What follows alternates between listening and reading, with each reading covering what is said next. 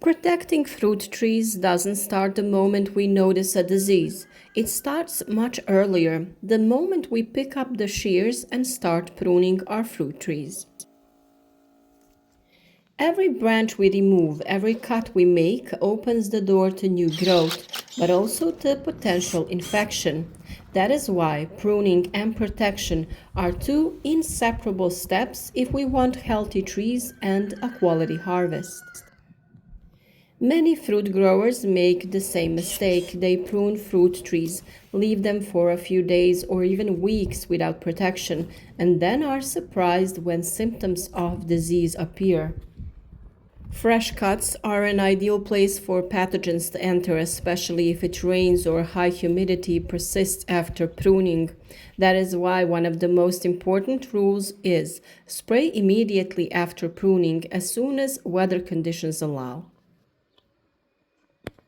When it comes to pruning time, each fruit species has its own specifics. Apple and pear are pruned during the dormant season, most often from January to March, before the buds start to move. These fruit trees tolerate earlier pruning because they are more resistant to low temperatures. On the other hand, peaches and nectarines are pruned a little later, just before the buds swell or even in the pink bud stage, because they are more sensitive to frost and diseases such as leaf curl. Plums can be pruned at the end of winter or immediately after harvest, while cherries and sour cherries are most often pruned after harvest to reduce the risk of infection. Walnuts and hazelnuts are pruned at the end of winter, but it is important to avoid heavy cuts during the period of intensive sap flow. Regardless on the fruit species, the basic rule is to prune in dry weather without rain or fog. The tools must be clean and disinfected to prevent the transmission of disease from one tree to another. It is advisable to coat larger wounds with fruit wax or a natural preparation based on clay and propolis. After pruning, the first protective spraying follows. During the dormant phase of vegetation, while the buds have not yet opened, winter spraying with copper-based preparation is used. Copper preparations have a preventative effect against a large number of fungal and bacterial diseases. It is important to spray thoroughly. The entire tree must be bathed in the solution, including the trunk, branches, and the branch joints. Spray until it starts to drip lightly from the branches. If pruning is done later, before the vegetation starts, then copper can be combined with mineral or paraffin oils, which helps to control overwintering pests such as aphids and red spider mites. However, you should pay attention to the temperature. Spraying is done when daily temperatures are above 5 degrees Celsius, with no hint of frost in the next few days. In peaches, it is especially important to protect the tree from leaf curl. The first spraying is done during the dormant phase, and the second just before the buds swell. If this moment is missed, it is difficult to stop the infection later. With plums, it is important to prevent the appearance of leaf porosity and Manila, while in apples and pears, special attention is paid to protecting against sooty scab and powdery mildew. When preparing the solution, follow the manufacturer's instruction, most often a 0.5 to 1% solution, but must check the declaration. Blue oil, a combination of mineral oil and copper, is used in the resting phase and the beginning of the bud swelling. Standard concentration is 2 to 3% solution. This means 200 to 300 milliliters of blue oil per 10 liters of water.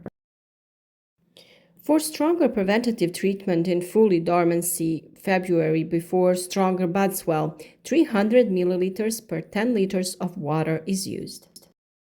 Bordeaux soup is a mixture of bluestone, that is copper sulfate, slaked lime, and water.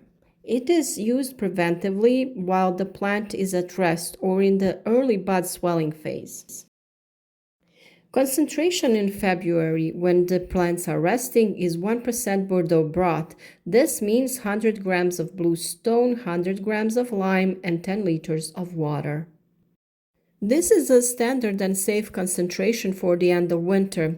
If you don't want to prepare this preparation by yourself, you can buy it ready-made and use it according to the instructions on the packaging. It is important to emphasize that protection is not a one-time job.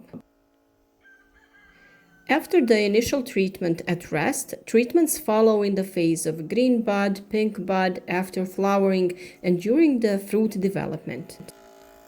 Then we choose a more natural approach. There are preparations based on plant extracts, horsetail, nettle, or propolis, which strengthen the plants and increase its resistance. However, with stronger disease pressure, it is often necessary to combine several methods in order for the protection to be effective. It is equally important to know how to spray properly. Spraying is done in calm weather without wind, preferably in the morning or late afternoon. You should never spray in strong sunlight because it can burn the leaves. The amount of water must be sufficient to cover all parts of the tree, but don't overdo it so that the solution doesn't leak unnecessarily onto the ground. Many people neglect orchard hygiene, which is the basis of any good protection. Fallen leaves, mummified fruit, and pruned infected branches should be removed from the orchard and destroyed. Disease-causing organisms and pests overwinter in them. If left under the tree, they will reinfect young leaves and fruit in the spring. Fruit tree nutrition also affects disease resistance. Plants that are properly nourished with a balanced ratio of nitrogen, phosphorus, and potassium have a stronger immune system. Excessive use of nitrogen can lead to lush but sensitive growth that is more susceptible to disease. Therefore, it is advisable to conduct a soil analysis and adjust the feeding to the actual needs of the fruit tree. There is a special video on our channel about how to know how much nutrition a particular fruit species needs. We shouldn't forget about mechanical protection measures. Whitewashing trees at the end of winter helps protect against bark cracking due to the temperature fluctuation, but also reduces the presence of certain pests.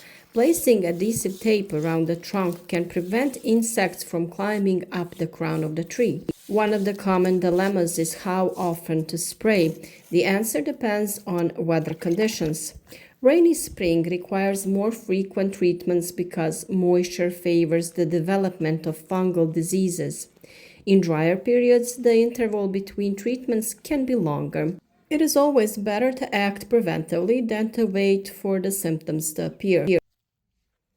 Finally, it is important to understand that protecting fruit trees is not just spraying. It is a whole system of measures: proper pruning, timely protection after pruning, maintaining orchard hygiene, proper nutrition, and monitoring weather conditions.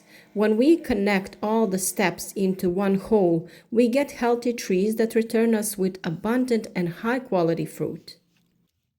Therefore, before you start spraying, ask yourself, did I prune the fruit trees correctly? Did I remove the infected parts? Are the conditions suitable for the treatment? If so, then protection makes perfect sense, because success in the orchard doesn't come by chance. It is the result of timely and carefully performed steps.